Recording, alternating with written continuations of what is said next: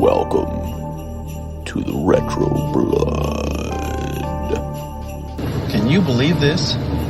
It's Christmas Eve, and we got orders to bring in Santa Claus. Cindy, if you don't go back to bed, Santa won't come.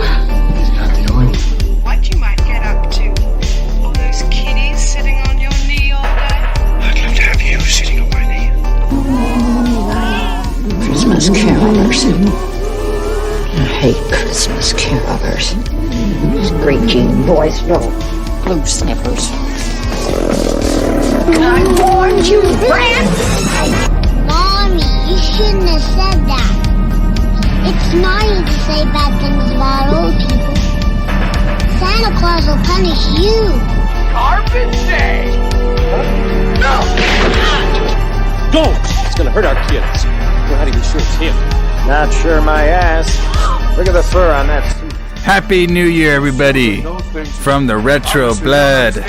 Thanks for joining us here on this wonderful New Year's as the Retro Blood finishes up talking all about 1980s holiday horror movies. Up next, if you like strange plots that have time traveling, that people turn into demons, that they ripped off from Demons and Evil Dead. If y'all like wandering through an island, if y'all like teens trying to have sex in different places that get turned into demons, this is the movie for you, brother, because it's going to be a bloody new year. Alison, James Kline, what's happening, Alison? How's your New Year's Eve going? Are you ready for that ball dropping, drinking some beer under the freaking, what do people do on New Year's again? They just watch the ball drop and drink, right? Is that it? Or get fucked up? Yeah, man. As you get older in life, ball dropping is kind of a part and parcel of life, I think. So, yeah, I'm getting ready for that. But mostly I'm getting ready to, drink my champagne and, do whatever New Year's people do that don't go out, because I hate going out with these people. So I hate going out on New Year's. See, when I was younger, I liked going on New Year's, partying. But then, like you're saying, when you get older, like you this is like amateur night. And brother, this is the fucking Retro Blood, brother. We're not fucking amateurs. We drink beer. No, we're professionals. And professional. We should be professional beer drinkers. Okay? Because, exactly. We're like the Ric Flairs of this shit. Yeah. Like we've been doing this long enough that we know what to do.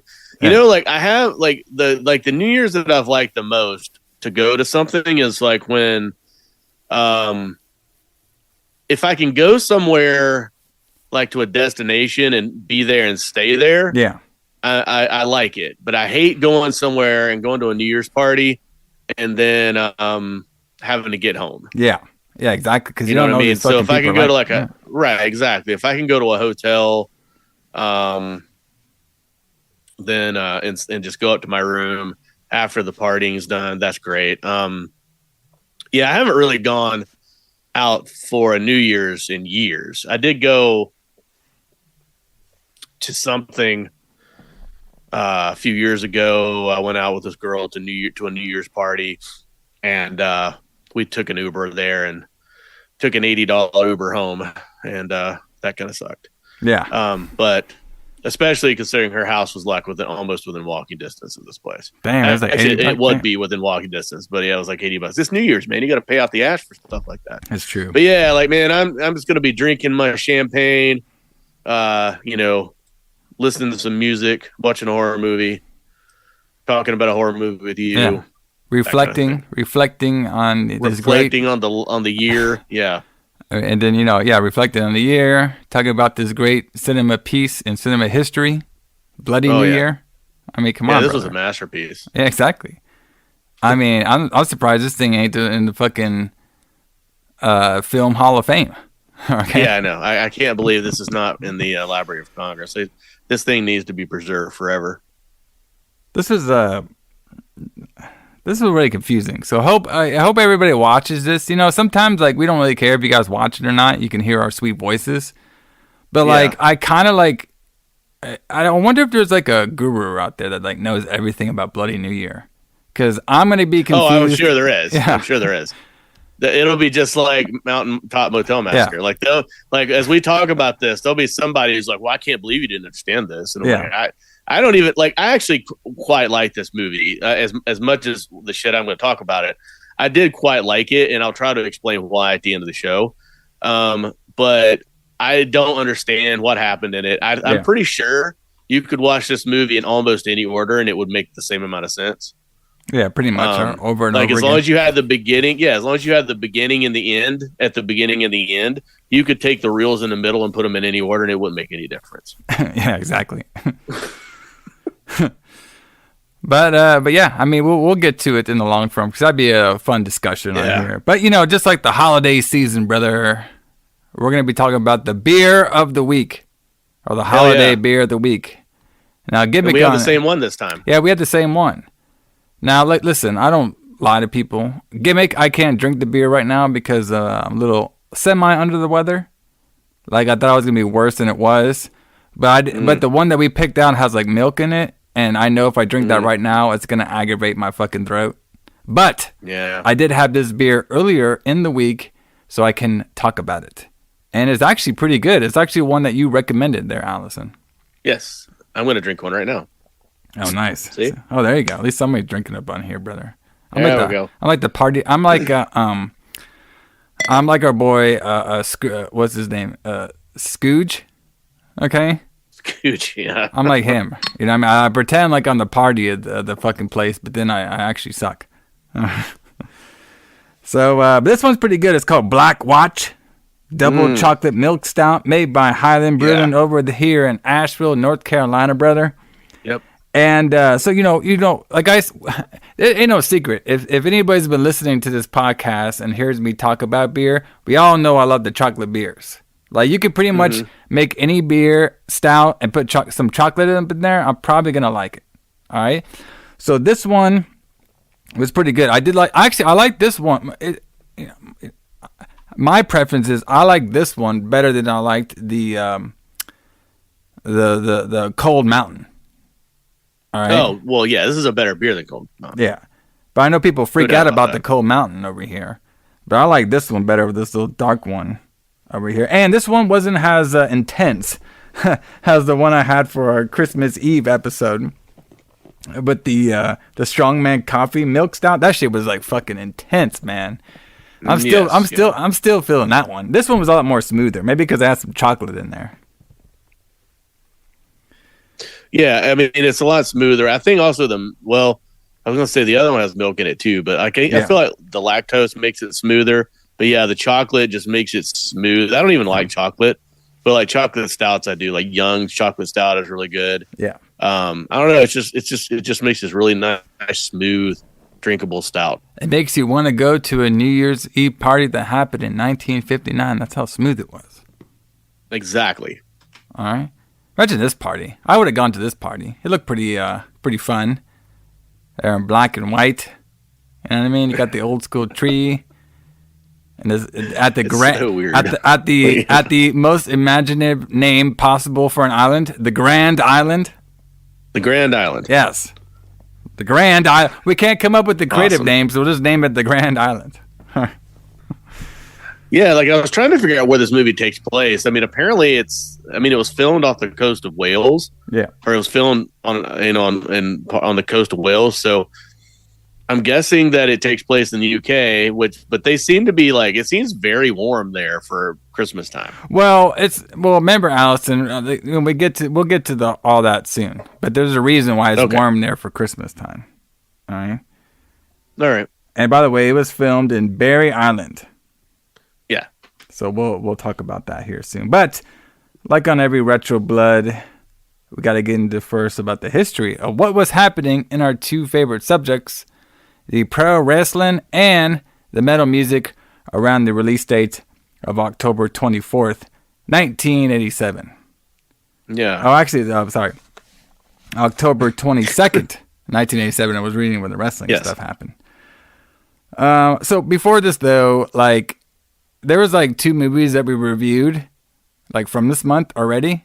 And that would be Prom Night 2, Hello Mary Lou, check it out in the archives. And of course, a very early episode of Retro Blood, Prince of Darkness, And both those movies are a lot more entertaining than this one. That's for sure. That's true. I mean, if we were going to the movies this weekend and we could only see one movie, this would not be the one we would have picked. But it does have its upside in some ways. But yeah, Prince of Darkness there's no way this thing compares to Prince of Darkness. I mean, that movie's a masterpiece. Yeah. Check it out in the archives, everybody. You know what I mean? The Retro Blood, you don't have to. You can go back and listen to whatever movie you want and hear our sweet voices about it. Exactly. That's back when we had our shitty sound, though. So we're lo-fi back then. Actually, it wasn't that bad. Like, I re-listened to the episode we did about Silent Night, Deadly Night, because I was in my holiday horror film fanatic. I wanted to see what my brain thought of that movie. Because I rewatched it again. All right? Like, because I love watching that movie on Christmas. I just love that fucking movie. All right? So I rewatched it again. I listened to our show, and I was like, you know what? It didn't sound that bad. Not as bad as we say. Like, you sound like you're on the phone, but like, fuck it. I've heard worse. So it's not that bad. That's true. I mean, I've heard professional shows that sound worse than that, to be honest with you. Yeah. So. But we sound so much better now that we have our more professional equipment. Yeah. Moving on up, brother. Retro Blood. We're also going to be doing a lot of stuff in the next year, too. And pretty soon, we're probably going to start doing some video shit, too. Because that's how you get your name out there. So we'll work on that later on in the future. But let's get into the pro wrestling first, everyone. Because just like we were doing this whole month, we're going to be talking about the WCCW territory, the world-class territory out of Texas. Reason we do that is because of the release of the Iron Claw, which I did see. I know you haven't seen it yet, Alison. I would love to do a review of that movie because the movie was a good movie, very well acted, but has a wrestling fan and knew what happened in the territory and knew what the Von Erichs looked like in person. It kind of took me out of it a little bit, but the overall story and acting I thought was pretty good. But I would like to get your thoughts whenever you watch that movie. Yeah, the two things I didn't want to say about it immediately was like I heard that they almost cut MJF out of the movie altogether. Well, he's only in there for like if you saw him by the corner of your eye, you would see him for like a second. Okay, because apparently originally he had a larger part, but they cut his part down for runtime.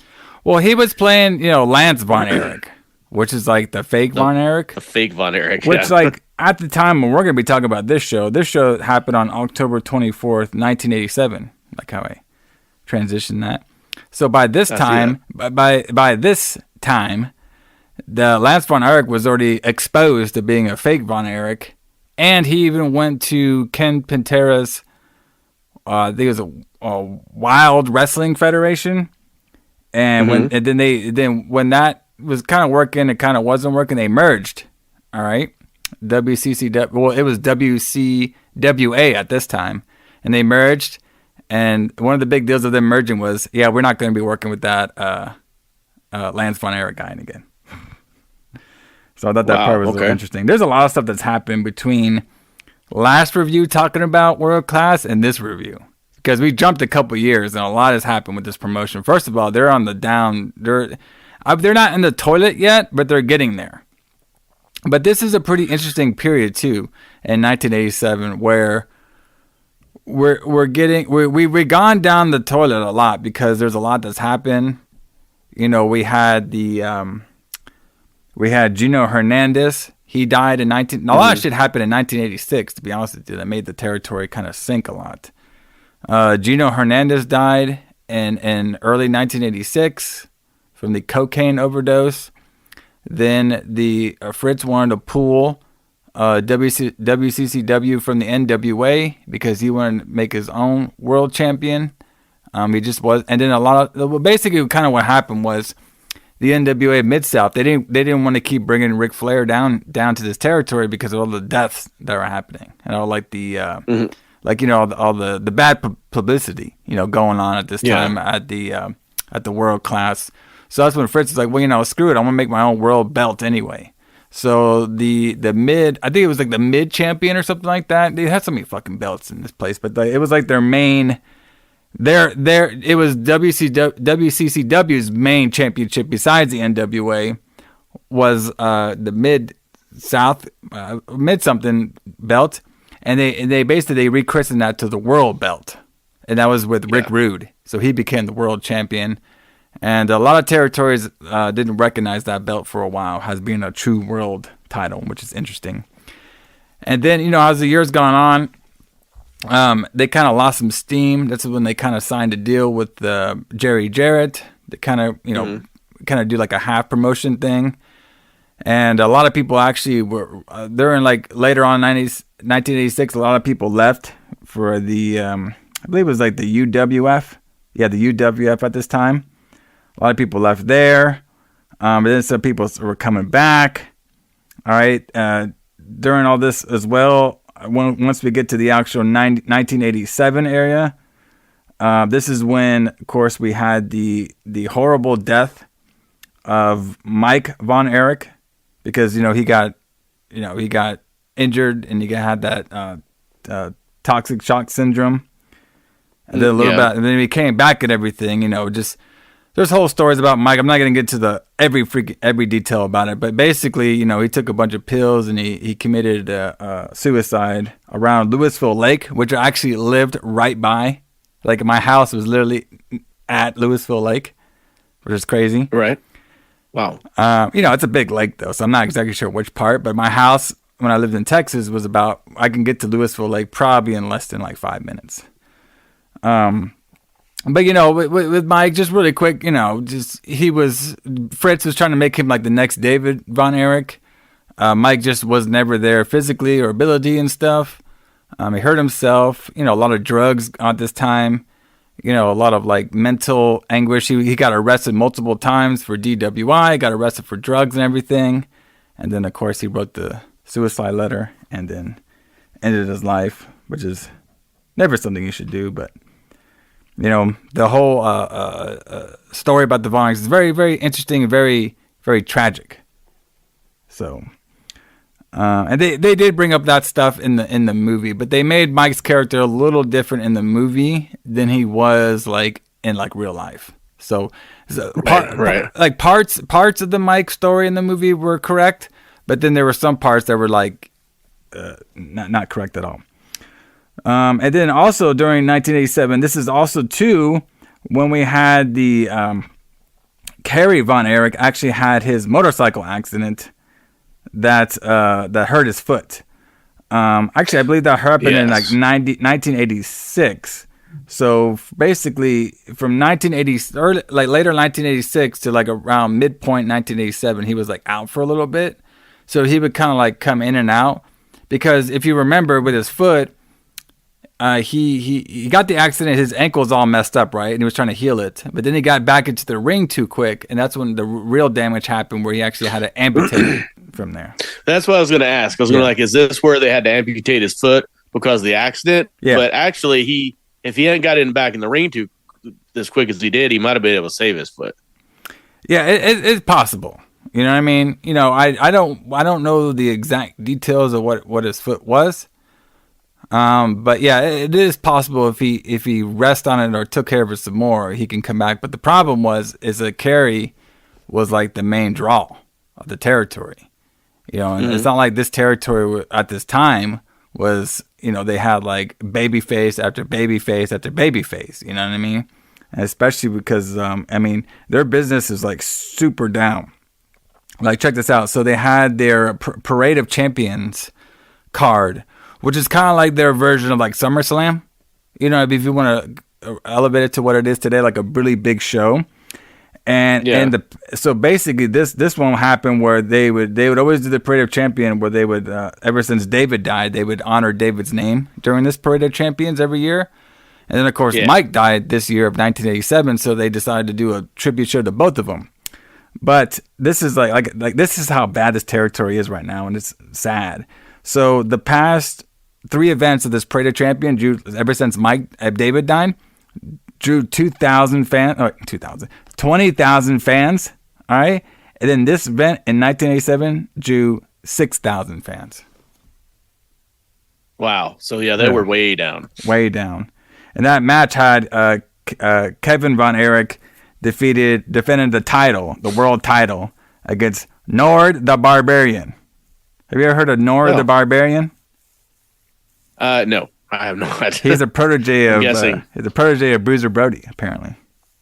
Oh, so, and then of course at this time WrestleMania 3 was happening, so that took up a lot of the spotlight too. We had the Texas oil kind of going down on price as well. That didn't help out at this time as well. And then, of course, in mid-1987, after the buyout of the UWF by Jim Crockett Promotions, Ken Mattel launched his own Wild West Wrestling. That's what it's called, Wild West Wrestling. And this is when they brought a bunch of people over, but then, like I said, they merged back. We also had, before this event even happened here, another spoiler I want to get to, then I'll get to the full card that I watched, was Chris Adams. He actually in 1986, I think it was like 1986 or beginning around 1987, he won the world belt, like their version of the world belt. But what happened was he actually got arrested for a domestic dispute in the Dallas airport. He was so drunk in this airport, they started headbutting, punching airport people, like airport employees. All right? Can't go wrong when you try to do that. Yeah. So he got fired, and then when he got fired, he went NWA, but basically he was in Jim Crockett because they were in the UWF. So he left the NWA over a money dispute, all right? And he returned, Chris Adams did, to October 3rd, 1987. So he's like brand new in this promotion again after being gone for like almost a year. Because the show I'm going to talk about happened on October 24th, 1987. And upon his return, he worked a little angle with Al Perez, who Al Perez at this time was actually the world champion. And wait till I talk about his challengers too, and you got to tell me what's wrong there. And then he's also starting an angle with Eric Embry at this time, and that's what he was doing this show. So basically, I just want to get that out of the way because there's so much that happened from 1985 that I believe we left off, and then 1987. I mean, just in those 2 years, there's just so much turmoil and just so much bad booking, just so much happenstance for this territory. Oh, another big thing is, then I'll get to the car, was I believe it was I believe it actually might have happened in this year, 1987, where they did their Star Wars Christmas show. And this is the Christmas show that they called the Christmas Day Massacre, because this is when they had the very bad booked Fritz faking a heart attack angle. All right. And that one really soured people on the promotion when they did all that. Did you ever hear about that story? I've heard about it a little bit, yeah, but you might be able to tell the story better. Yeah, I mean, one day we're probably going to talk about it on long form because it is a very fascinating story. But basically, what they did was they tried to rebrand they had this rebranding going on for like almost a year of the new Freebirds. We talked about this before. We had Iceman, we had Terry Gordy and Buddy Rogers and stuff, and they were going against like Kevin Carey and Chris Adams. So they had this big 6-man tag, and I believe it was Iceman or somebody like pushes Fritz over. I think it might have been Gordy. And then they were the Von Erich kids were trying to help their dad out, but then the dad like fell to the floor, and it made news that he might have had a heart attack or he passed out and stuff. But then later on, the Texas news figured out that it was fake, and they're kind of they got a little pissed about that because it's like this family and this territory already had so many tragedies. Why make a fake one? You know what I mean? Like it was just really bad time, and it really hurt the territory. It's just in bad taste, really. Yes. You have they've lived through these true tragedies, so they tried to create this fake one, and people really, it really made them look bad. Yeah, I remember that story now, and I completely agree with what they're saying. But I mean, it is a story. It's not like he, faked his death or something. So this show, which I get to pretty quickly, because to be honest with you, there wasn't a whole lot going on in the show. Like you can tell that this territory is not like it's like you could tell that they're getting some people back and they're trying to be hot again, but like it just doesn't work out, you know. So we have the beginning match. So we're in the Sportatorium during this time, all right, and we have Ted Arkea, you know, the 705 bench press guy. We talked about him before. Jacked. Yeah. This guy was fucking jacked and fucking... he looked like a brick wall. All right? I was like, damn. And his manager was Percy Pringle, which of course would be later on Paul Bearer, which... yeah. It's pretty crazy to think about that. Like, this is 1987, and then Percy Pringle would probably be... Was it 91? 92 when he debuted with The Undertaker? And that would actually take off his career, but he was like a famous manager even before this, before he was Paul Bearer, which is crazy. He became Paul Bearer when he debuted with The Undertaker. Yeah, but like first it was Brother Love, but I think it was just a couple months later after that they wanted to find Undertaker more like, you know, suitable manager. So that's when they went to Paul Bearer, but I can't remember if that was in later 90. No, it's probably in 92. Yeah, I'm guessing because Undertaker debuted in November of 1991. So it probably was in like February or March or something of 92 when Paul came aboard. So, and that's just off the top of my head. I'm not sure if that's factual, everybody. So our boy Ted, he's fighting Sweet Brown Sugar. Alison. That sounds like a wrestling name that you would have. That's a great wrestling name. I love one. That. Sweet Brown Sugar. Yeah, yep. Sweet Brown Sugar, brother. And basically this match, they're just beating each other up. They actually go pretty quick. Like they're actually like fighting each other at a very fast pace for two big guys. I was actually pretty impressed with this match. And they both got disqualified for whooping both their asses. Wow. Yeah. But it was a pretty good little brawl there. So I was like, okay, this is actually for two big guys going at it. I was like, okay, not too bad. So then we had this match. This match took forever, but this one wasn't too bad. So we have Eric Embry, who is like their lightweight champion at this time, versus Sean Simpson, which we talked about Sean Simpson before. He's like the guy that kind of looks like Jungle Boy. All right. And then we have the newly hired Chris Adams on commentary, talking about how much of a coward Eric is this whole time. And basically Eric, like after like this guy just does stalling like you if you go to pro wrestling school and they teach you how to sell to the audience, this guy Eric Embry, he was doing all that because he was being over the top selling every move that this Sean guy did. It was something to see.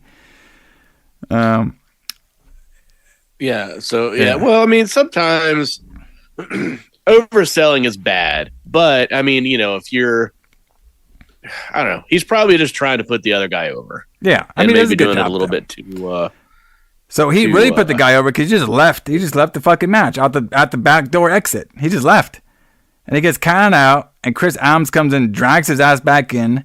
They beat on him for a little bit, and then he just leaves again. Yeah. Wow. Yeah, it was something. Okay, and this is actually so. This right here was my. I don't know why this is my favorite part of the show because there's like no action going on, but I couldn't believe my eyes when I was reading this list. So WCCW has some rankings. Remember the rankings that AEW used to do? Remember they used to have a ranking system? Yeah. Well, remember when it used to be like sports? Yeah. So, you know, WCW, they've always been kind of like that. Like they were like actually one of the first promotions to have like a more like sport like atmosphere, but having like camera stuff in the ring, you know, signing autographs to fans outside the ring, you know, very sports presentation, which I always really liked. When my promotions do that, but they have this ranking system, right? And I just could not believe this. And let me read the challengers for their world heavyweight title. Who's their top 5 contenders? And tell me who doesn't belong here. Okay. So our champion is Al Perez. Okay. Yes, Al Perez. All right, but check out his challengers. Okay. So we have number 1 is Kevin Von Erich. All right. Okay. Number 2 is Bruiser Brody. Okay. Right. Number 3 is Mil Mascaras. That's what the commentary guy said. Okay. And number 5, Antonio Inoki. Out of nowhere. Okay. And then number 5, Stan Hansen. Okay. So you're fucking 1, Is that 2, all of them? Yes. They're the top. These are the top 5 contenders there, Allison. So you're telling me that the top 5 contenders are these legendary wrestling figures and your fucking champion is Al Perez? Yeah, so Al Perez doesn't fit there. Even though I need to see Al Perez versus Antonio Inoki. What the? How is Antonio Inoki number 4 on your fucking list? Well, you kind of swerved me there because I thought that we were going to find somebody actually lower than Al Perez, but no. That's pretty crazy to think that. And my question is going to be, how many of those people actually competed against Al Perez for the title? I'm guessing maybe Kevin did. Kevin and probably Bruiser Brody, and they might have got like Mills Mascaras there. Yeah. But Antonio Inoki, I was like, wow. Antonio Inoki. Number 4. I mean, okay. Just the most famous Japanese wrestler in history is only number 4 compared to face Al Perez at your fucking dying Texas territory. They're just funny. Yeah, I mean, it is pretty hilarious because it's just like they just thought of like, big names, yeah, world famous wrestlers that they could get. That's not Ric Flair. Even though I bet Stan Hansen would have been a great Texas heavyweight champion. Oh yeah, I mean, hell yeah. I mean, Stan Hansen probably wrestled more in Japan than he did in the United States, I would imagine. But yeah, but because he was huge there. Stan Hansen would have a great Texas championship. So then we have the light heavyweight title, which is one I barely knew most people off the list. Like I said, the champion was Eric Embry. The only fascinating part of this is apparently he won the belt in Africa.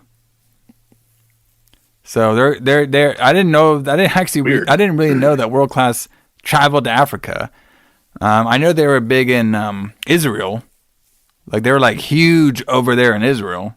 I don't know why they were so popular then. I think it was because it was wrestling that was on television. I guess they got the station. There's probably somehow. not that back then. There's probably not really any Israeli wrestling. And one thing about it that you got to consider too is like people. We discover it all the time. Like I ran into somebody today that people make fun of wrestling all the time. They're like, "Well, why do you like wrestling?" And but people all over the world love wrestling. Yeah, especially American wrestling. But like they, anywhere that you can see wrestling on television, it becomes popular. So there's something about it, obviously, that people love. But yeah, I mean, like they probably had a media outlet that would show their show on television, and they became popular there because of it. And could be the same thing with wherever they were in Africa. They had a station that would buy their show, and it became popular, so they went over there and did a show. Yeah. Yeah, this list isn't as impressive. I liked how they had Tiger Mask on here. So that's cool. Yeah. So then, the only belt that I would actually want to challenge for, we have the top 5 contenders. Yeah, right. To the World Brass Knuckles title, brother. It's made its way back to the Retro Blood. Yeah, that's a hardcore title right there. The World Brass Knuckles Championship. I mean, fuck, bro. I mean, why can't we? We need to find one of these Brass Knuckles matches. I know, and I gotta see what the belt looked like too. Fuck. Should just have to like 2 brass knuckles on it with blood. I know exactly. We gotta find it. It's just like they could bring that back. When they do like NXT Underground or some shit. You know what I mean? Just bring back the brass knuckle belt. Well, I don't know if WWE would do that, but maybe AEW would do that. Well, GCW probably. That'd be a good belt for them. Yeah, sure. But first of all, the World Brass Knuckles champion is Tony Atlas.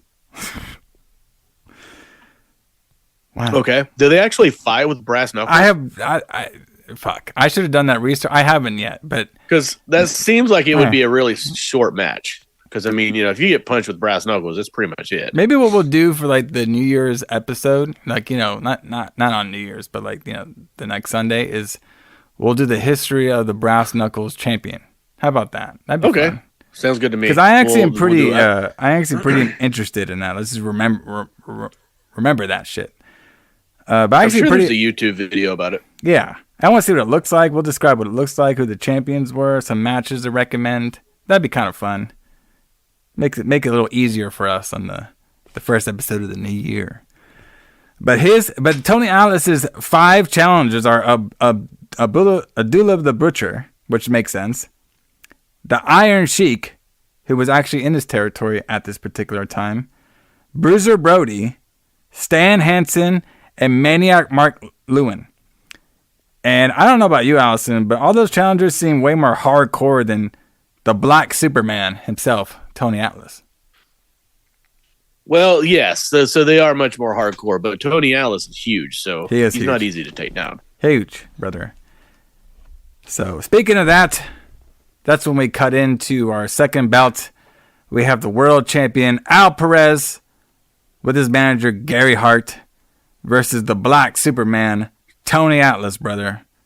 And if you guys like big muscular power men who do power body match, now actually to be honest with you, when I was watching this match, a lot of stalling, okay, a lot of big spots, like headlocks and push downs and stuff like that, all the big spots you would see. But you know what this match is missing, Alison? It was missing posing. They didn't pose as much. Man. Fuck, man. Like, if you got the body, just pose, brother. That's all. I was just thinking when I was watching it, these guys would just pose more. I would like this match. But you got to have that in a body match. Yeah, you got to. So this match is extremely slow compared to the fucking first match we had that was fast as shit. These guys were fucking taking their fucking time on everything. All right? All right? And this Atlas guy, Tony Atlas, like this guy was fucking ginormous. He looked like the fucking Hulk. All right? Not Hulk Hogan, but like the actual Hulk from Marvel. All right? Yes. And he's just beating them all over. But like, okay, everybody, tell me how this makes sense if you watch the show. By the way, this show is on Peacock. By the way, October 24th, 1987. And when you get close to the finish of this match between Al Perez and the Superman himself, so there was like a distraction, okay, and then Gary Hart like taps Tony Atlas on the back while he's in a pinning situation with Perez. He like taps him on the back, and then Perez just like pins him. And I was like, did he tap him with something like a brick or something? I mean, unless he hit it very well, I couldn't see anything. So look, he just like tapped him, and then Al Perez pinned him, and that was it. It was really awkward. Okay, so this is a really weird finish for a very slow match. And I couldn't believe Al Perez was the champion for that long when they had all those great contenders under their belt, supposedly. All right, so then our last match of this spectacular card is we see a match that happened at the Cotton Bowl. All right? And boy, if people want to make fun of AEW for not having a lot of seats filled on the hard camera, boy, just take a look at this match. Because they were in a fucking huge baseball stadium, and that shit looked empty as fuck. All right? I was like, damn. There was probably just people on the floor and hardly anybody in the stands. Yeah. Yeah, this is probably a match that they had from the Parade of Champions. Because it looked like it could have suited 20,000 people, and they probably only had 6. So we have the Iron Sheik. He's there, and he's facing Matt Borne. All right. Okay. So isn't Matt Borne? Didn't he play the Doink? Right? Do I got that right? I believe so. Yeah, they had the whole dark side about him and shit. The only thing is, every time I hear Matt Bourne's name, I immediately think of Evan Bourne. Yeah. Well, Matt Borne, like but they're different people. Yeah, like I know there's a whole dark side of the ring about him, and I know he had like a lot of demons with drugs and shit like that. And there's a big controversy of how he died. But boy, this guy, man, like he was actually pretty good. Like when he was in his territory, like he was pretty good. Like he got some good baby face, reactions and everything. Because Iron Sheik is really good about getting heat, especially if like, come on, you're the Iron Sheik, you're in Texas, waving the Iraq flag, and then fucking doing the whole anthem, like the gimmick he always did in New York, and he always got great heat. I just like Yes. So like Matt Borne runs out with the USA flag, and like he grabs the mic. He's like, Iron Sheik, I need you to go back to Tehran, brother. Iran. That's perfect. It's like that is. And then like he said something. It was like, I know you live here now, but you got to remember where you lived before. Go back, Tehran. It's like this guy. It was just really funny. It's like promo skills on this, talking really quick. And then their match was okay. A lot of back and forth, fighting on the floor and everything.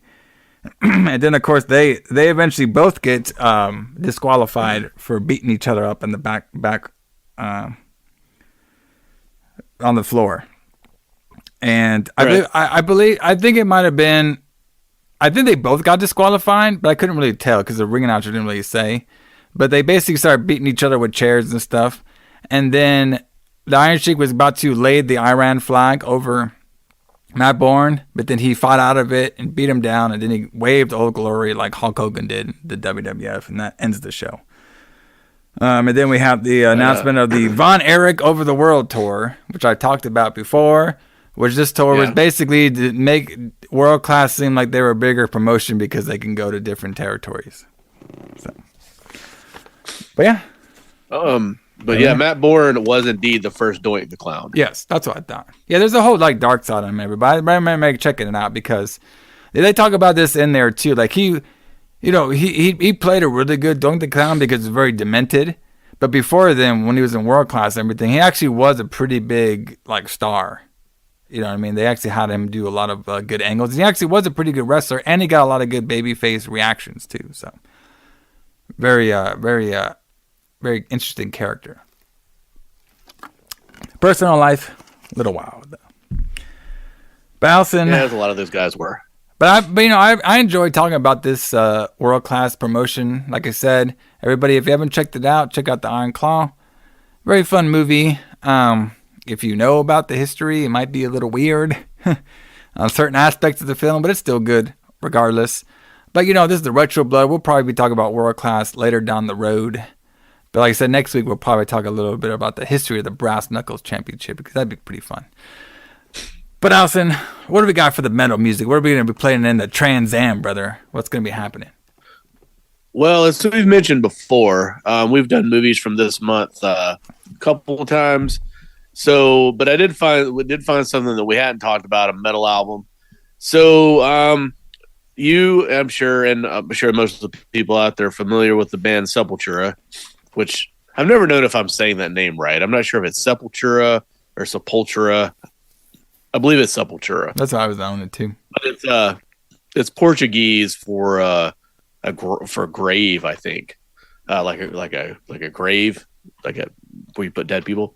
I think that's what that name means. But anyway, so they released their full-length album Schizophrenia the week of this movie. So Sepultura is a band that I liked in the early days, but I don't really care for them now. They kind of, in the mid-90s, I guess, early 90s, they kind of split in two, and Max quit the band, who's the singer and main songwriter, and everybody else stayed, and he got a different singer. But then a few years ago, his brother, who was the drummer, quit and joined Max and his band. So now Max's band is more like, sounds like Sepultura more than the Sepultura that's touring the world now. But basically the people in the band now are just like the guitar player and the bass player and then a different singer and a different drummer. And I think they just announced their farewell tour for next year as well. So they're going to hang it up, but Max and Igor are going to keep on playing the Sepultura music. They've been re-recording all those early albums. But they have not re-recorded this album. So you still get the original version of this. This album is like where they first started becoming like a thrash metal band. Like the first album is more like a black metal album when they released Morbid Visions. But this album, they got Andreas Kaiser as their guitar player, and he was definitely more technical than the guy that he replaced. So they were able to do a lot more with their sound, and it became more of like a death metal type thrash metal band. They still haven't reached the classics yet. Like the next album would be Beneath the Remains, which is like, in my opinion, like Beneath the Remains and Arise are their two best albums, and they're about to get there, but they're not quite there yet. But I mean, this album has songs like From the Past Comes the Storms. It has a different version of Troops of Doom. It doesn't have a lot of what I would call classics, but it is a very good album. What is your history with the Sepultura? Have ever been a fan of them or seen them live or anything like that? So I didn't see, like, I actually never seen Sepultura live. I can think about. And I think I might have had like maybe like some of their early albums that I listened to like a little bit, but I was actually more of a fan of the Soulfly. Oh yeah, that makes sense. Especially when you were of the age that you are. Yeah. Soulfly to me is just too new metal. Like it's just the early Sepultura is just too new metal for me. Early Soulfly. So the music Soulfly is making now, I think, is really good because it's just like straight metal. But yeah, I mean, their early Soulfly stuff was a little bit too much Limp Bizkit-y, if you will. Yeah. I can see that. But yeah, I mean, like Max is just he's just a great songwriter. He's a great singer, good guitar player. Everything he does is good. He was in this band called Nail Bomb that was really good. He's done a lot of stuff. But yeah, I saw them. Where did I see them?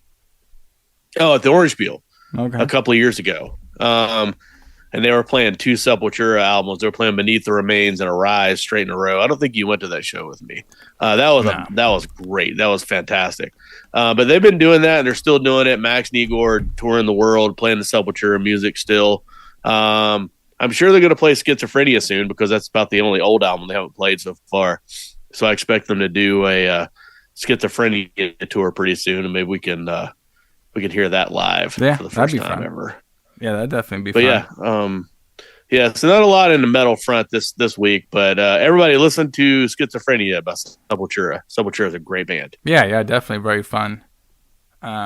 Keeping the thrash, and it's crazy that I think they were starting kind of around this time, and they're still going to this day. So it's pretty.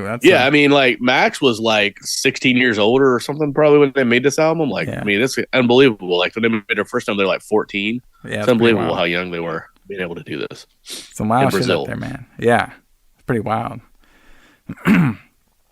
So I'd say let's get into the who booked this shit, brother. Who booked this shit? I have to know. So this one is a 1987 British supernatural horror film directed by Norman J. Warren. Yes. All right. So this guy, he did... So he's known, this Norman J. Well, J is for John. Warren. Yeah, Norman John Warren, yeah. Yes. He is known to do Satan's Slave. All right. Sounds great to me. Prey. This is all 70s shit. And Terror, 1978. And Warren is also known for his sex comedies, such as Outer Touch, also known as Outer Space and Spaced Out. Yeah, brother. I like it. Let's go. Outer Touch. Outer Touch, brother. Sure that's an equal classic to Bloody New Year. So when I first put on this film, everybody can find it off TV because we don't have shoot, brother. We don't have the VHS where I just bought it from the Blockbuster or the we don't. But in shoot, I wouldn't even gone to Blockbuster. I would have gone to Alison's Rent-A-Center. Yeah, because I have all the good movies there. So this one was released on tape. All right, October 22nd, 1987, over here in the United States. And so this film was mostly shot in Wales. All right. Yep. And the film features electronic score composed by Nick Magnus, as well as 7 songs by Magnus and Chase Cronk's band Cry No More. You got any Cry No More stories on here? I have no. The only Cry No More stories I have is trying to cry no more while I watched them in this movie. They weren't that bad. They kind of remind, you know what I mean? They weren't that bad. They weren't that bad. You're right. They weren't that bad. I was like, you know what? These guys, you know what I mean? Yeah. I can't really explain, like weird science, you know what I mean? That kind of shit. You know what I mean? I can't. Really it's almost like new wave music or something. Yeah, it's really really odd. So apparently Warren, he was approached by Maxine Julius to make a horror film for her and developed the plot over 7 days with the line produced with the producer Hayden Pierce. Bloody New Year was meant as a homage to the 1950s B-movies, the film being set on an island trapped in a time warp where there's always New Year's Eve, 1959. So I guess what they were trying to do is like make a homage to those style movies made in like the 50s. Yeah, like House on Haunted Hill and that kind of thing. Yeah, I mean, I could see that. Yeah. So originally, the entire film was to be set in the 1950s, but the idea was banned into budget cuts or restraints. According to Warren, the premise was inspired by the real-life contamination of a Scottish island as a result of a failed disease-controlled experiment. So that actually was a real story that happened. So that's how he kind of came up with the idea of the old airplane crashes with a time machine in. Okay, we'll get there. Sure. So Bloody New Year was filmed in June, and it was shot mostly in and around the seaside resort of Barry Island in South Wales. Okay. And with Ferris Point Housing servicing has the film location for the Grand Island Hotel. Another interesting fact that, where the fairground, at the beginning, where they're at that little fair park, they actually let the film crew rent that whole area out for not that much money. It's about 300 pounds. How much is 300 pounds? Are you good with your little 300 pounds now or then? Or then. Oh, well, let me see. I have to do an inflation and currency conversion. Let's see. I got you working over here, brother. I got to do the math. Let's see. I got it over here, brother. Let's see here. Currency converter. Let's convert the pounds to dollars. What do we have? 300 pounds? Yeah. So basically, it was about 382 right now. That's what it is now. And then inflation. It'd be about. Actually, it might have been 935 pounds. So let's see what that is. So it'd be 1,190. Okay. Nowadays. That's still pretty. I mean, fuck. Nowadays, you want to rent up, but that shit would probably they'd probably ask for $500,000. You know what I mean? Oh yeah. So like, if they got a whole fucking amusement park for like a day or two out of just $1,090, $1,190, that's a pretty good deal. And apparently, like, to secure some extras for those scenes, the crew, they just offered free rides to members of the public. So like, hey, everybody, just come around, just ride your rides like normal, and you would just be shot in this film. So, yeah, and you don't have to pay anything. I mean, that would totally work. Like, hey, you can come. Like, if they just told you, hey, you can go into Disney World for free if we can just film you for this movie, you'd totally do that. Yeah. And apparently the actors that were playing in the beginning scene, the black and the white footage, they had extras playing around the dancing hotel. Those were members of a local rock and roll society, and they all worked unpaid. So I was like, damn, these independent people, they know what to do, brother. They get a discount on a fucking roller coaster or like a theme park, and they got people working for free for them. I was like, bro, this guy. Well, yeah, I mean, you gotta do what you can do when you're an independent filmmaker. You know all about that. I was like, damn, this guy got the hookups. So, but this movie is probably not really that well known at all. All right. No, but I do remember seeing it on the shelves at the video store when I was young, when I was a kid. Yeah. But I never saw it though, so this was like my first chance to see it. Yeah. So apparently there was some censorship in this film. Warren had a particular bloody scene from the crew's climax, where the zombified dad kills Rick by slicing his head with the outboard motor propeller, which we did see that. Violence was toned down to ensure that the British Board of Film Classification would award the film a 15 certificate instead of a restrictive 18. Mm-hmm. So basically, he wanted to show when he chopped the head off, it would be a bit more.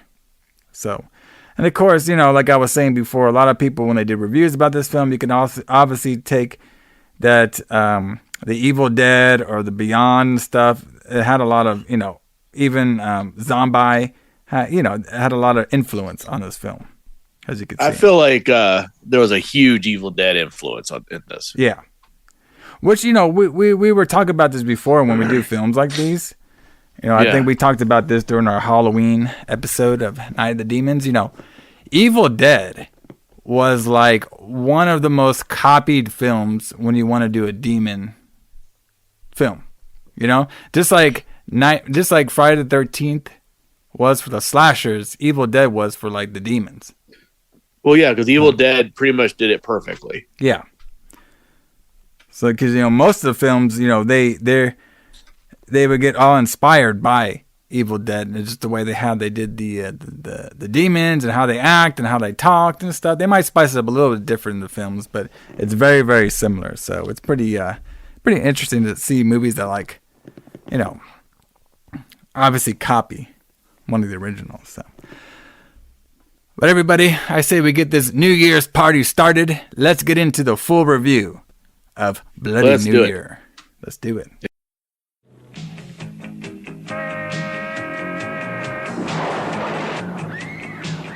It started as a day out, a trip that held the promise of fun and pleasure. But for Rick and his friends, the fun ended early when they landed on Grand Island.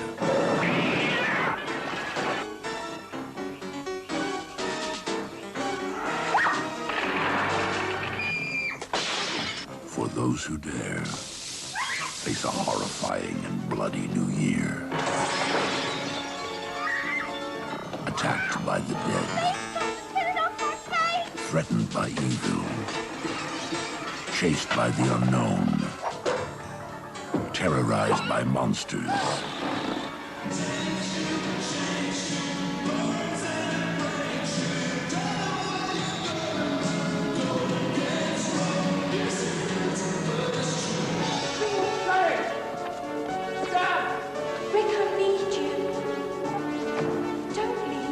They cannot escape the fate that awaits them when they become caught in the angry half-world.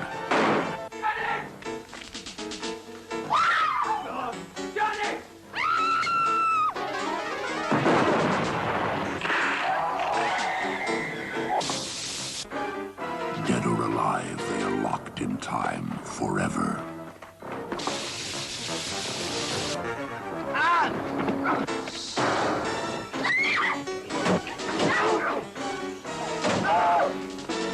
Trapped in the Hotel of Horror, they can check out anytime, but they can never leave.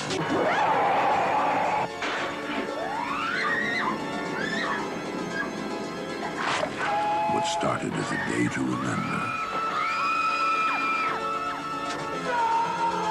ended in a bloody new year. All right, so we have an intro. It's all black and white. It looks like we're watching a movie, but then we're watching a movie through a television screen. All right. Yes. I was like, okay. And I liked it where that's how we know we're in the past, because it's black and white. Yeah, exactly. Nothing was in color then. And I don't know if you noticed this, Alison, but I thought this was funny. Like when they're doing the credits said like in alphabetical order, and then just list all the cast in alphabetical order. I was like, I don't know if I've ever seen that before. Like, yeah, instead of listing them as that's probably because there was no stars in this. Yeah, they're just like, we're listing all the actors in alphabetical order. I was like, that's really interesting. Maybe that's something they did in the old days. I don't know. So we can see it's 1959, and it was going to 1960, and this is some sort of party. We have people, dancing, having a good time. Everybody looks like they're leaving now. And then we have, when the party ends and stuff, we're stuck on this one girl. Everything turns to color. All right. And then the girl looks at the dance room. She looks in the mirror, or I guess it was a mirror. I don't know what it was. And then she gets grabbed. And then right when she gets grabbed, that's when we cut to the beach, brother. That's right. We got a hot beach over here on New Year's, kind of. It's going crazy. So you have kids in the water. They're on the beach and stuff. This is right when they start using their English accent. So I was like, oh, shit, this is a British film. I started watching it. I was like, okay, I can dig it. We had this one guy. He's like, his name is Tom. Okay. And he is putting lotion on his girl's Lesley's back. Okay. And this girl, Lesley, she was played by Susan J. Ackersons. And apparently she was like one of the ones that was like one of the only like famous British actress at this time that was working for this film. Because she was in a bunch of TV shows. Like she was in a bunch of TV, like Mr. Bean, the Filthy Rich and Cat Flap Show. Are you absolutely fabulous and stuff. So she did a lot of TV shows, and this is her only movie credited role. Gee, I wonder why. It was Bloody New Year, brother. So right? This is going to be her big jump to cinema. She did one movie. She's like, nope, it didn't work for me, brother. All right, you ain't putting that fucking white shit on my face again. All right, so they're out there, and this Spud guy, another guy, this Spud guy, he was played by this guy named Colin Haywood, right? Yes. And apparently this guy was some sort of like high-end music artist. All right? Yes. And he actually was such a great music artist that he actually got signed by Simon Cowell before. Yeah, the guy from what's it? That show everybody likes that sucks. The show that everybody likes that I hate. Yeah. I was never into that. Not America's Got Talent. What's the show? American Idol. Fuck. Yeah, American Idol. That's what it is. American Singer. Yeah. American guy, singer guy. Yes. So I thought that was pretty interesting about like how, like, this guy does a podcast too, right? All right. Yeah, sure. Because he was also one half. He was also one half of Yell. You ever heard of Yell? Okay. No nope. Question mark. Not familiar with them at all. Okay, so I don't know if this guy takes phone calls, and I wish I could because I want to ask him about this movie only. You know what I mean? Like I don't give a shit about his music career. I want to know what it was like filming this fucking movie.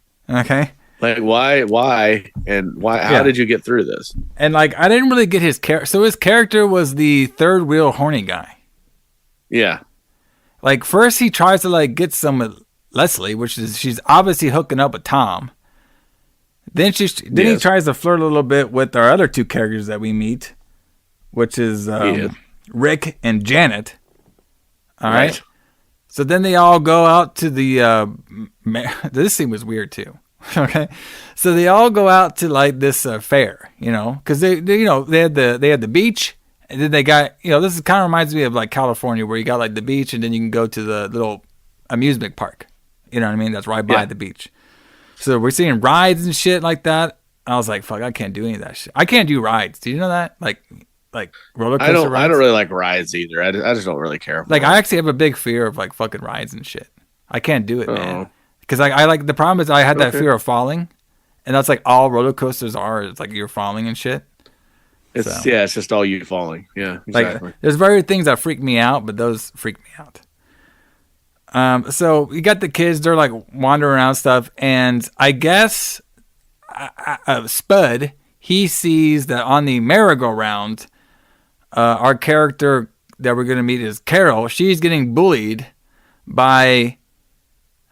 I don't know if they were named, but it was basically Ace was one of them because he had a jacket called Ace. It says, yes.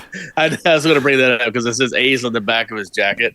Like he's some like 1950s like Fonz type guy. Yeah, then we had this guy who's losing his hair. All right, and they're spinning her shit around. And eventually Tom gets, Tom gets there. Okay. Yeah. And he like goes in there and he takes out the little controller for the merry-go-round. And apparently the dad owned that merry-go-round. He was having his kids harass his customers. And then Tom comes there, takes out the controller, and now the dad and the two punk guys are mad for them harassing the customer. Because they, Spud helped get Carol out there, and Tom turned off the machine, so now they're pissed. So now we're running around the whole place. So running around the whole place, we actually go to a haunted ride. We're running around the whole haunted ride, and eventually the kids, they find, or they get not a truck, but like a SUV that has a boat attached to it, and they all get into the car. And all the punkers, the dad with his sons, they all get knocked into perfectly placed boxes that were there to break their fall.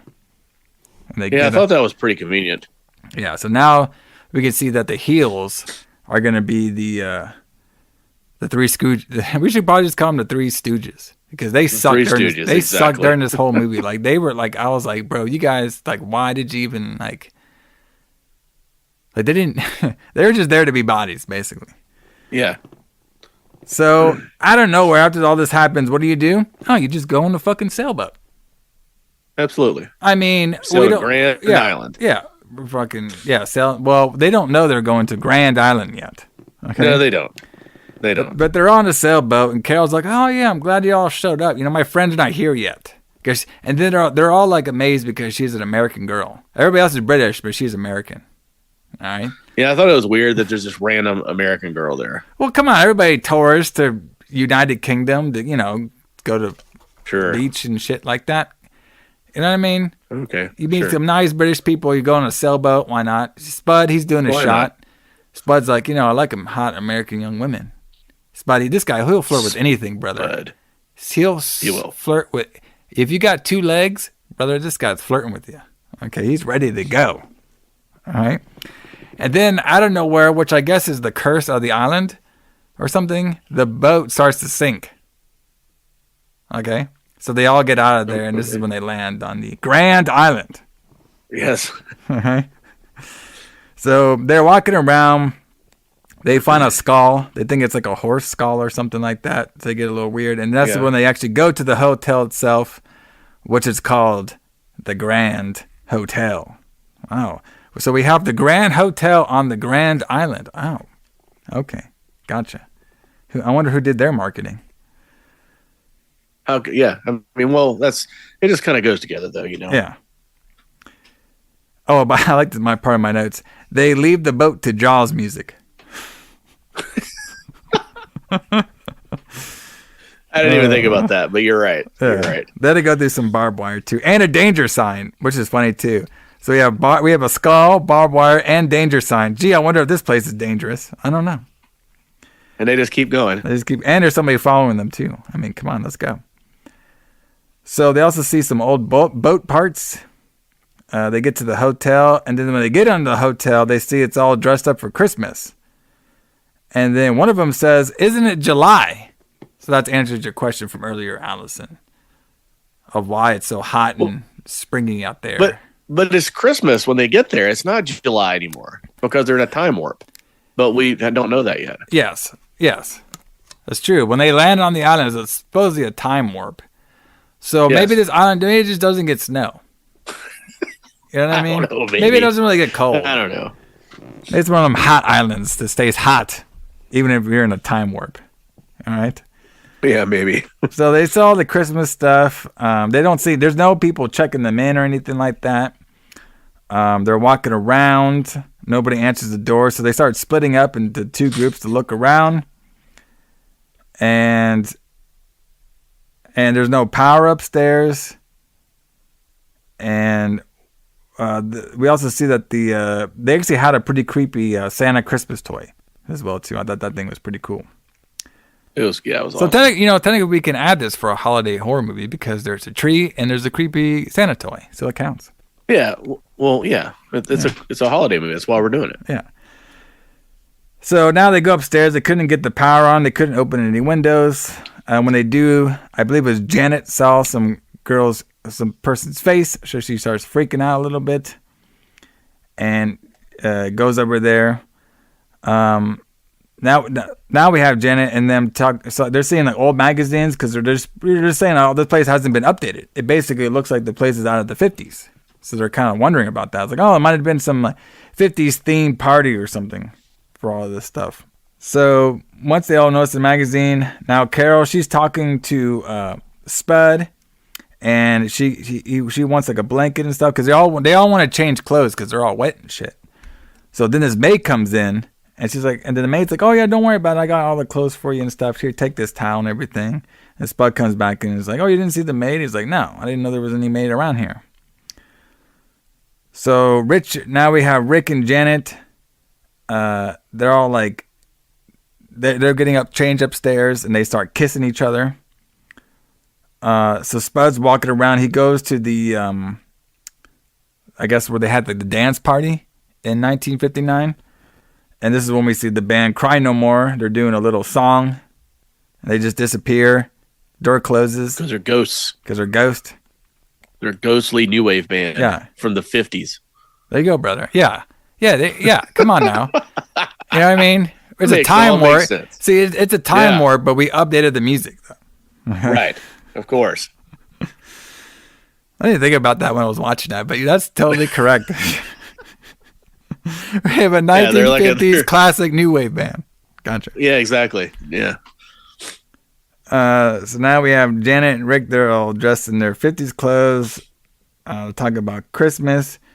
This is when Janet sees a ghost, and they blow it off, and they start kissing some more. And then this is when the ghost watches them and cries. And this was the ghost that was like, she looks like somebody from the 50s. Because, we'll find about that later. We will. So Lesley wonders what is... Okay, this part was actually a good one here. So we have Lesley and Tom, right? They're like the couples. And Lesley, she is just horny the whole movie. All right? So she goes to Tom. She's like, hey, you ever wonder what it's like to do it on a snooker table? At first I was like, snooker table?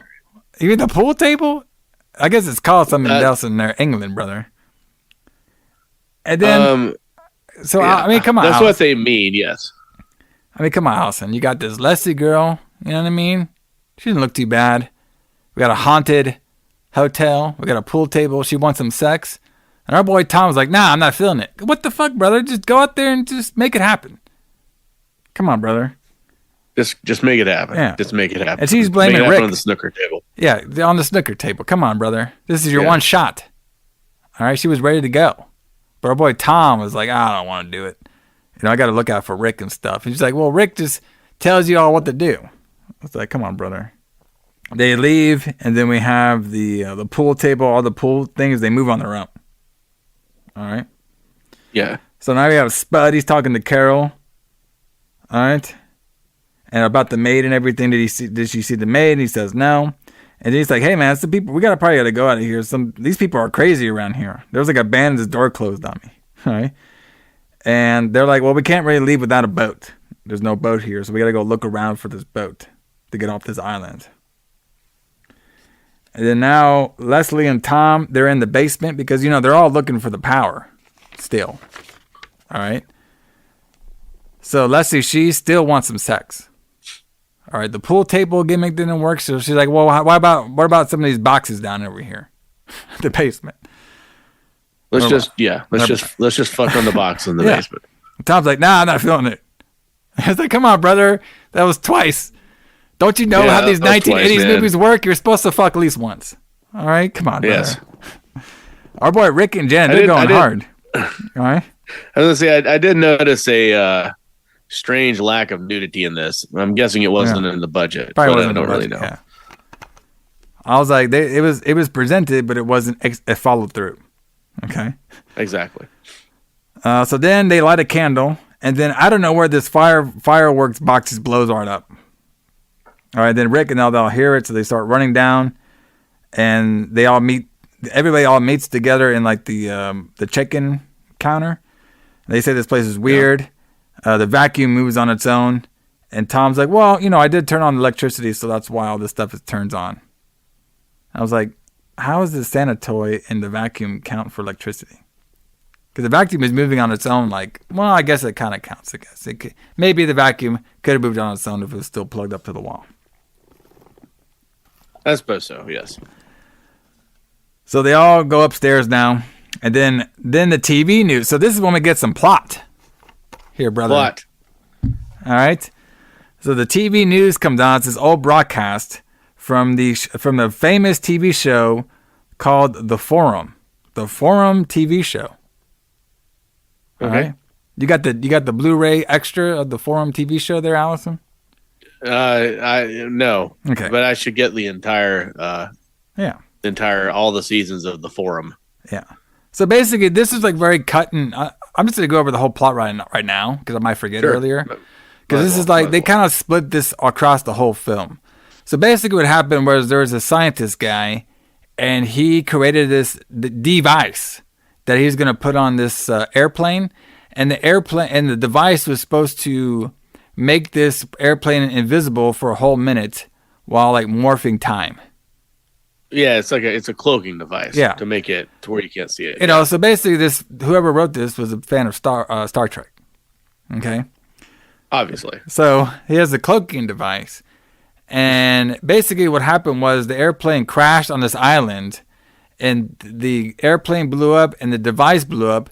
So it made this island into a time warp where it's constantly that day, and that day just so happens to be on New Year's Eve. Now, why is there airplane experimental tests happening on New Year's Eve? I don't know. Ask the 1960s, not me, brother. All right? Because that's when you least expect it. Yeah, different time back then, brother. Okay? So that's the whole gist of the story of what's going on. So we hear that coming out the room, and the kids, they kind of like play it off. They just kind of like walking around the place to see what there's around here. And they turn off the TV and everything. So, and during this whole time, they find they found the theater room. They're like, oh, there's the theater playing with nobody here. So I believe it's Rick. He's the one that goes to the room and looks at it. And Spud, he's still trying to flirt. We got this old movie playing. Yeah, that movie is called Fiend Without a Face. Oh, okay. Looked like a pretty good one. It's a great movie. It's a great movie. Yeah. So Spud is like, so now, like this movie stops and then it plays again. I'm not sure if it was the same movie or a different movie, but Spud starts to act to the movie. And then I don't know where whoever on this movie, a guy pops out and like attacks him, which I thought was a really cool effect. That was a really yes. So I was going to say some of the effects in this movie are really pretty cool, and some of them are really bad. Yeah. You could tell where they started to run out of money. But anyway, it is a different movie because it's the guy with the turban or kind of he looks like a sheik or something. Yeah. Because the movie shut off and then something else played. Yeah. Right. So then after that, he attacks Spud, supposedly kills him, and he just like flies away. And and then by all this too, the tape, the movie tape was going to attack Rick, but it didn't end up doing that. So now Janet, she's all freaking out when they found out that Spud is dead, so she just runs right out of there, and Rick chases her. And then all the other kids are just shocked because they don't really know exactly what they saw. All right. So Tom wants to look for a phone to go call the mainland, and then Carol, she's gonna wait by the swings. All right. So Tom and Lesley, they found an old building, and Leslie's like, I don't care who's in there or not. If I need to use the phone, I'm gonna go use the phone. Thank you, Karen. I appreciate it. Yeah. So she goes and knocks. She knocks on it, and then she just falls right into fisherman's hook, or what do you call that? Fisherman's rope. All right. No, it's like a net. Yeah, net. Yeah. She like falls a fish net. Yeah, fish net. Yeah. So he flies up in there. Tom's like, he gets an axe out of nowhere because the net is also alive. So it's like, So I guess, Alison, when you're in a 1960s time warp, objects come alive. Yeah. Well, they do when it's haunted. Yes. So remember, it's a haunted house in the 50s, 1959. But they're not in the house right now. They're in the shack. No, but it's all haunted. The whole island's haunted, as we find out in a little bit. Gotcha. So then Tom just finds his axe out of nowhere and just cuts the fucking net off.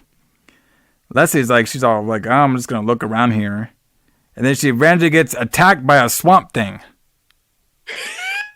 I love this part.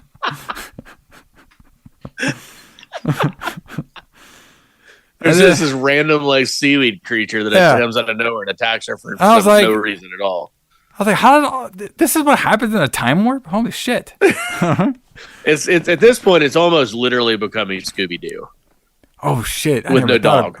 It's a lot like Scooby-Doo, where they're just running around, and then there's this weird like swamp monster that attacks them for some reason. If they would have had a reveal at the end, that would have been fucking awesome. That would have been hilarious. I mean, this is not even the weird part of the movie. We haven't got to the weird part yet. Oh yeah, there's plenty more to go. So then Tom like stabs it with like a little fisherman's hook. All right, and then then Tom looks around a little bit, gets Lesley out of there, and then he eventually gets stabbed in the back. All right. So Rick now finds Janet in the woods. Then he calms her down a little bit, and they start hearing a bunch of people laugh, and this scene took forever of them just walking around, hearing these people laugh, and there was no people there at all, and they get all freaked out. All right, so I was going to ask you about this, see if you saw the same version than I did. So this is where they're walking around like in the tall grass, right? Yeah. And they'll see the grass move.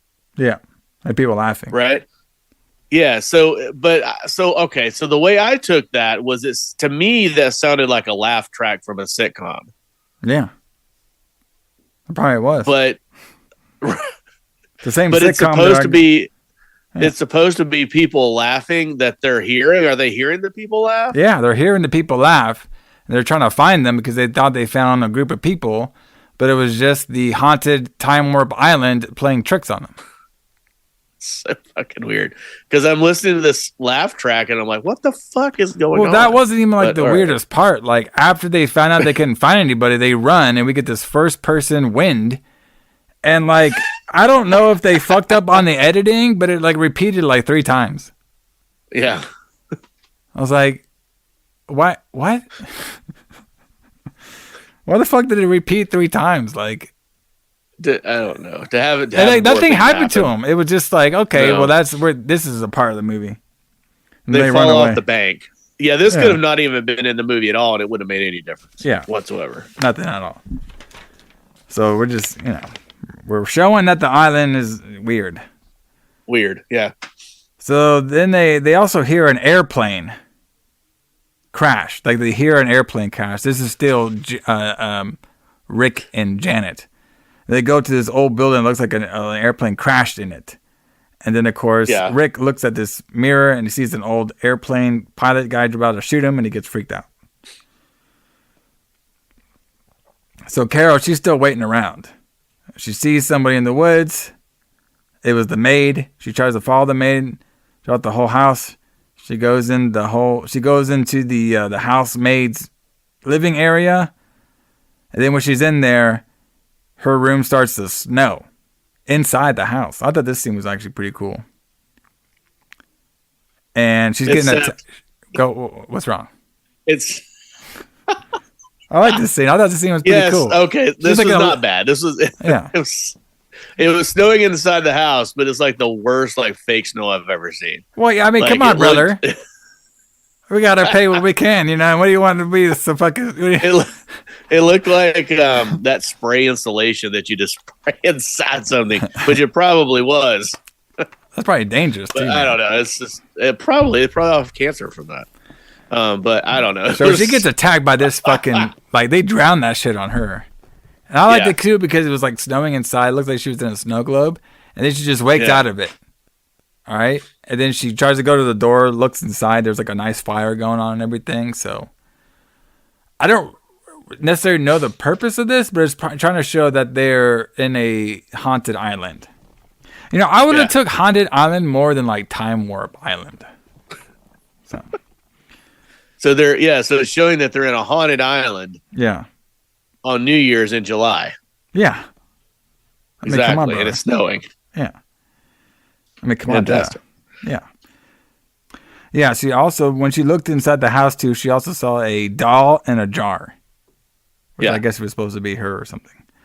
So then she leaves, and then she runs into everybody, and they're about to go back into, she was telling them all what happened. They're about to go back to the hotel.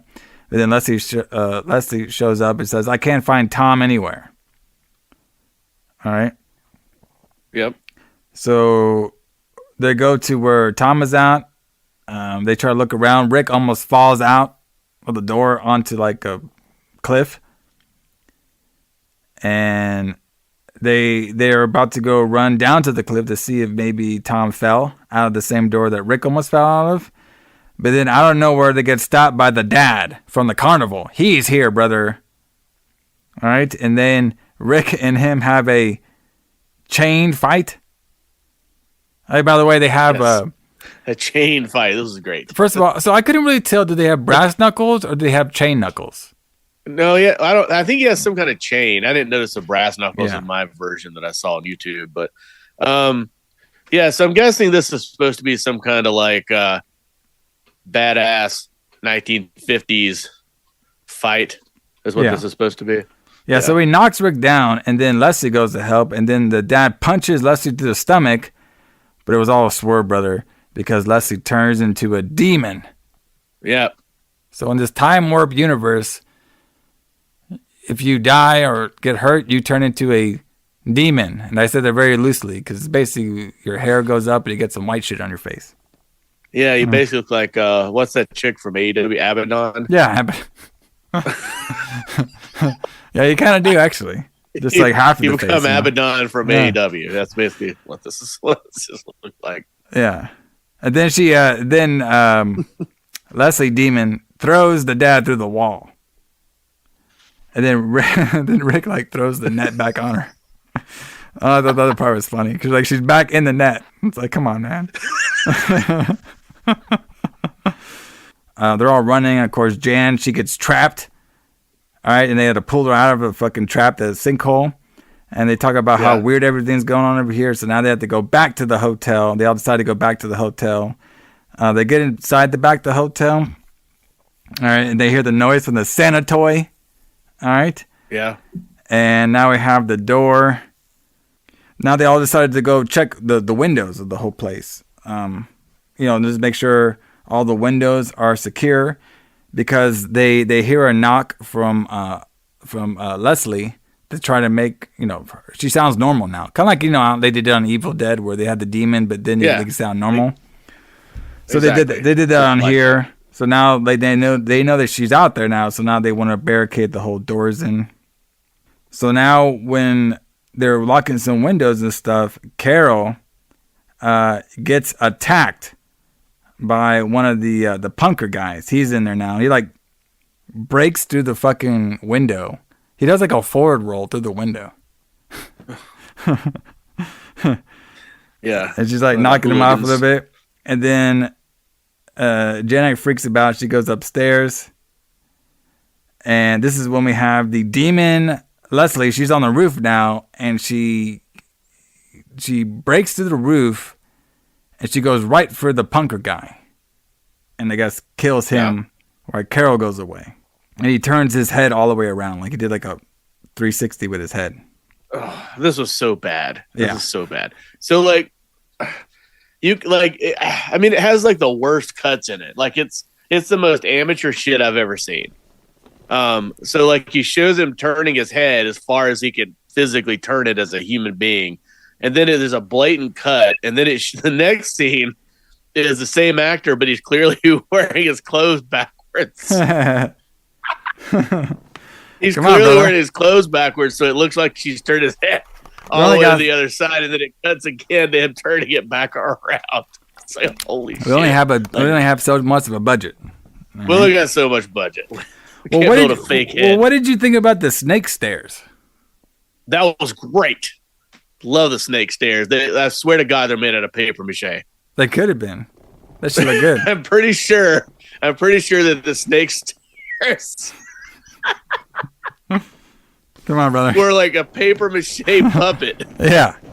Like they used like a paper and glue and painted it. I'm pretty sure that it was just like a paper mache puppet, the snake stairs. It was so good. Yeah, because they had on these stairs are like these wooded snakes. And Janet goes down the stairs while Lesley's killing the punker dude. And the snake scare just grabs her by the arm, so she's stuck. Yeah. All right. And then it looked pretty cool because it's like grabbing her arm and everything. And then I believe it's Rick or stuff. He comes down there and chops the snake thing out, and you can see it laying there. But that part, the whole snake part and stuff was pretty cool. And then you could see it later. But then they linger on it too long, and you can see what looks like a hand moving the snake head around. Nothing beats the elevator scene, though. We're gonna get there. Yeah, we'll get there soon. So they're all like, "Okay, we gotta get out of here now." All right. And then right before they get out of there, they find Tom. Tom has showed up. And so they bring Tom into a room and they try to relax him and stuff.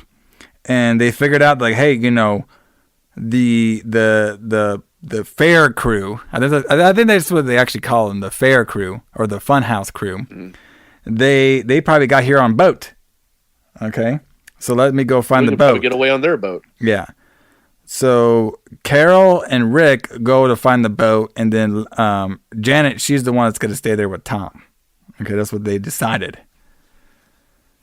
And then, of course, while they're doing this, Rick is not, he doesn't like leaving them alone, but that's what they got to do to find the boat. Their plan is just to find the boat where it's at, and then collect them, and then they're going to go to the boat. All right. So they're doing that. Janet, she barricades the door. All right. But you could already tell what's going to happen. All right. We all know that Tom's going to turn into a fucking demon. All right. Of course. So Carol and Rick, they look for the boat.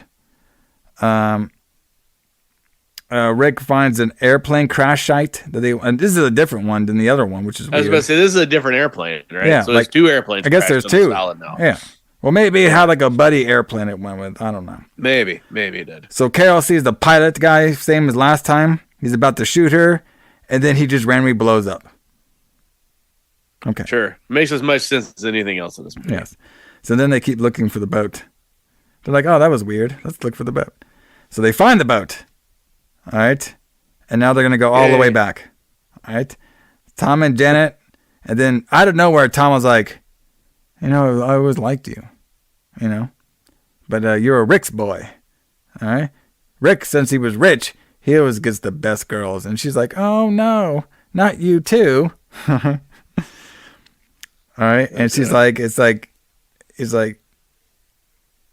and then I guess her barricade wasn't that barricade enough because she just slips through it, no problem. She made a barricade to keep them both in, and then she just got out of there quickly. Yeah, but she just went straight through it. Yeah, it's fine. So now Tom, he's now a demon die, and now he says he wants to play some dirty games with our girl Janet. And then you know what Janet does to make this a holiday movie? She throws a Christmas tree on his ass. Yeah. Attacked by Christmas tree, brother. I like it. And this is the part where she has to escape. So she goes into the elevator. Okay? And she gets grabbed by Tom. But then Tom grabbed her, right, with one arm. But then she goes up on the elevator, so his arm rips off. All right? And then we see the snake move on the stairs. So it's back to life. Yeah. All right? And then this is when we get the scene, which I thought the scene was okay. I don't know if you liked it or not, where she gets morphed into the elevator like she's out of Star Wars and some shit. Okay, so here's my problem with this.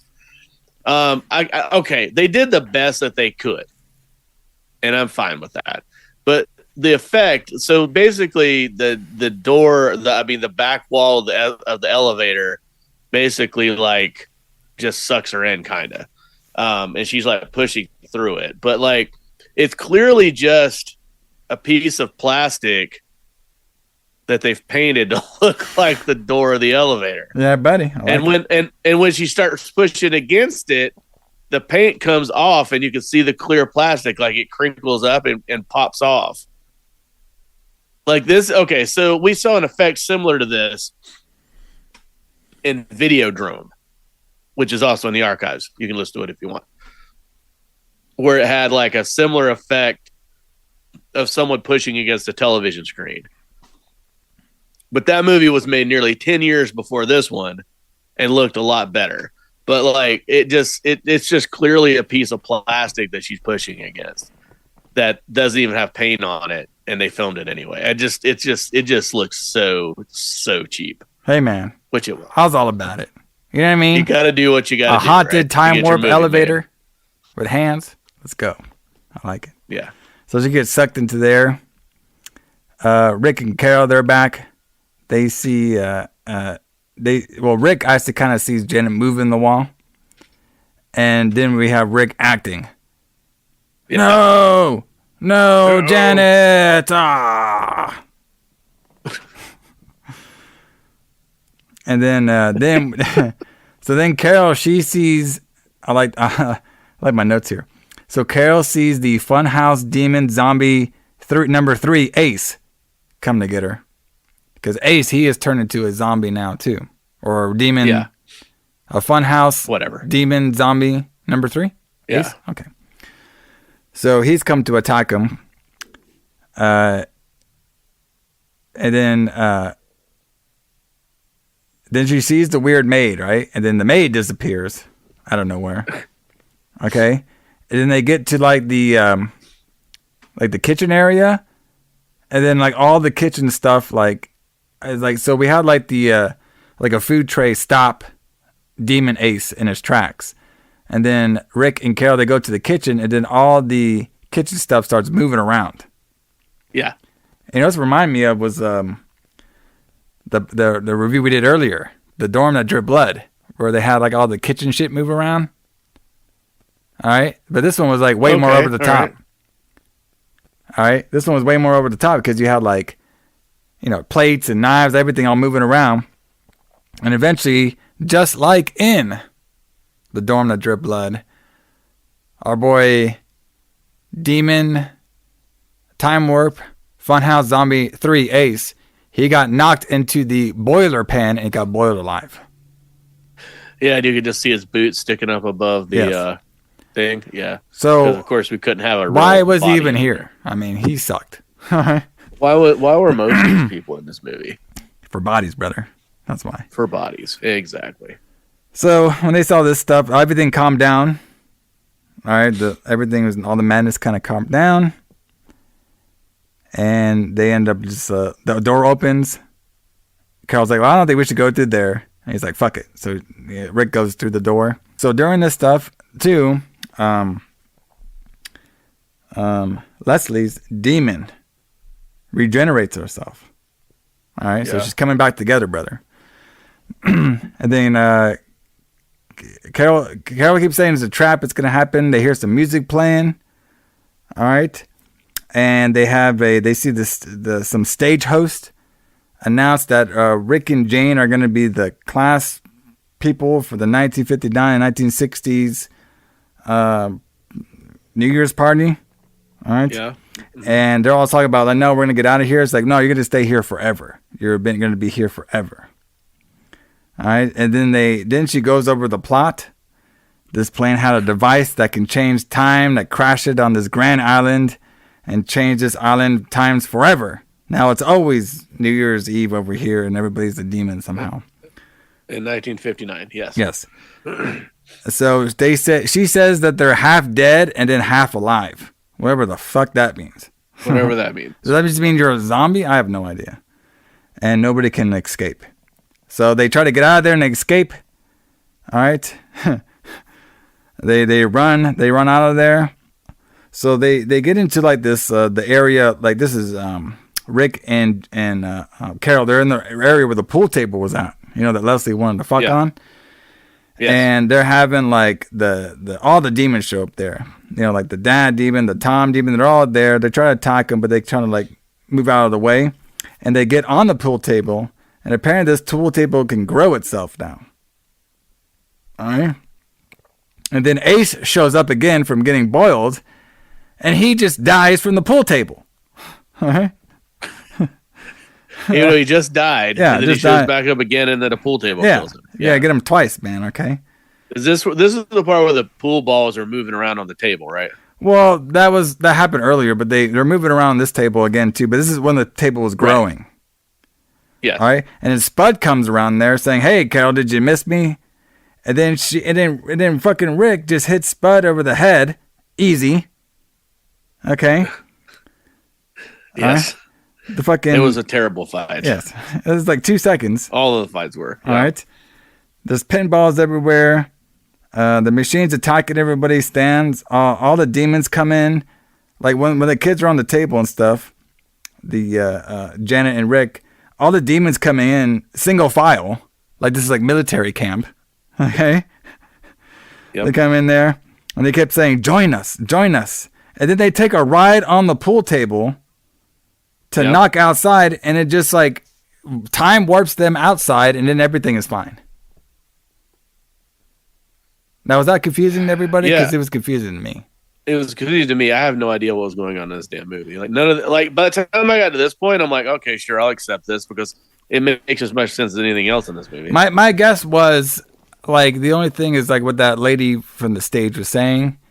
Like you're pretty much stuck here, so maybe they already knew in the back of their head like these fuckers ain't leaving, so we're just gonna fuck with them. All right. Right. Sure. So they run all the way to the boat. Okay. They actually get inside the boat and let the boat go a little bit. And then Rick just sees Jan, which is obviously has already been turned into a demon. Okay. Yeah. He goes towards her, doesn't listen, tries to go to her. Island. Yeah, goes back to the island, runs into her. She's like, "Don't leave me, Rick." Then Rick gets caught in random quicksand. There's a lot of quicksand on this island. Yeah, man. It's haunted. Time warp. And then we see the fun fair demon dad. And he uses a motor propeller to chop Rick's head off. So he can turn it to a demon. Yes. And then Carol thinks like, "Oh, well, fuck. I'm by myself, but that's okay." Nope. She falls through the boat. Then we cut to a holiday party, and Carol's in the window saying, "Help me." So I guess she got stuck into the window of the party. Where did everybody else go? Well, aren't they all in the party? Aren't they in the party together now? Like they're all there, stuck there forever? Yeah, in the window, I guess. I don't know. So yeah, Bloody New Year, everybody. That was it. Happy New Year. What a masterpiece. So, I like this movie better than I probably should have. I don't know. For some reason, I just couldn't look away from it. Kind of like watching a car wreck. Like I just couldn't look away. Like there's nothing good about it, but I just couldn't stop watching it. It reminded me of like a typical British TV show with the synth from the 80s, like a synth pop with this. Synthesizer soundtrack and just like really cheap production values. Yeah. But I don't know. I didn't hate it. I mean, I thought it was interesting. It's something I would show to somebody who didn't actually believe this movie exists. Yeah, I know. You know what I mean? Yeah. Like a lot of people are just not going to believe that this movie is actually what we say it is, but we described it exactly as it happened. And maybe there's some fanatic out there that loves this movie that explained it to us a little better than we got out of it, but like it's just all random shit. Pretty much, yeah. I mean, I think the concept was okay. Yeah, with this kid getting stuck on this island that's supposedly haunted. Well, I would have gone with the haunted island more than like time warped island. You know what I mean? I don't understand why there has to be a time warp. Because it has nothing to do with like this. It doesn't add anything to the story. Is what I'm trying to say. Yeah, I mean, you probably could have done it. Well, we had to have Bloody New Year in there somehow. Okay. Oh, that's a good point. I think the original concept where like if it all took place in the 1950s and they're just going through a time warp each day, I think that would have been a lot better than the kids just happening to be on this island that was stuck in the 1950s. What I can't figure out is why would it cost them more to make it set in the 1950s? I don't know. I'm not really sure about that. Maybe it's because all the outfits and the costumes. That's something I could think of. But they used those anyway. Well, kind of. Remember that scene was mostly filmed by the people they did for free. Oh, that's true. Yeah, because they had that rock and roll. I guess the rock and roll crew or whatever was like an old school rock and roll, like crew. They had that. They pretty much brought their own props and shit. Right, that's true. And they probably like just dressed up the one hotel for like Christmas and stuff. So. Yeah. But I mean, it's okay. Like this ain't gonna be in my rotation. Like when I think of like, New Year's ones that we've done in the past, like Terror Train was way better than this shit, and of course New Year's Eve was way better than this shit. So. Yeah, of course. But Terror Train and New Year's Eve were both way better. Yeah, but I'm pretty sure we could find a little bit more New Year's crazy movies. If not, we'll just do something fun. Yeah. But it was okay. It was all right. I thought the main girl who played Carol, she looked pretty hot. So. Can't beat that. She was. But everybody, that has been our New Year's Eve episode. Hope you all have a wonderful and safe New Year's. Hope you all got to listen to us on your journey to the fridge of getting some champagne or out to the bar, making some black eyed peas or whatever you guys make for New Year's or whatever. Don't drink too much and drive. Yeah, don't do that, brother. Be safe, all right? Be like our boy Tom. If somebody pressures you to have sex on a snickerdoodle or whatever the fuck the thing was called, just think twice about it. Just think twice. I'd be like our boy Tom. He could have had twice. He could have had some sex before he died, but he decided not to. So be like our boy exactly. Tom. But everybody, join us here for the New Year's as the Retro Blood is coming back with a whole new theme. So. For the Retro Blood, we are starting off goofy, brother, because we'll be back here talking all about Monster Comedy Month. That's right. The big old fab of having horror comedy with monsters in it. All right. Now we do got one gem in here, which I'll be pretty excited about talking about. Yeah. But probably the first one we're going to be doing is a spoof off of Friday the 13th, because we're going to come back here in the new year and we're all going to be talking about Saturday the 14th. Yes. It's like Friday the 13th, but worse. Yes. More ways than you could possibly imagine. Well, actually, you know what? We might say that for the next one because, well, no, that's a Sunday the 14th. I guess it doesn't really matter. Because the January 7th, that's the first week in January. Maybe we'll keep that one for the 14th. Saturday the 14th, we'll keep that one for the Sunday the 14th. How about we do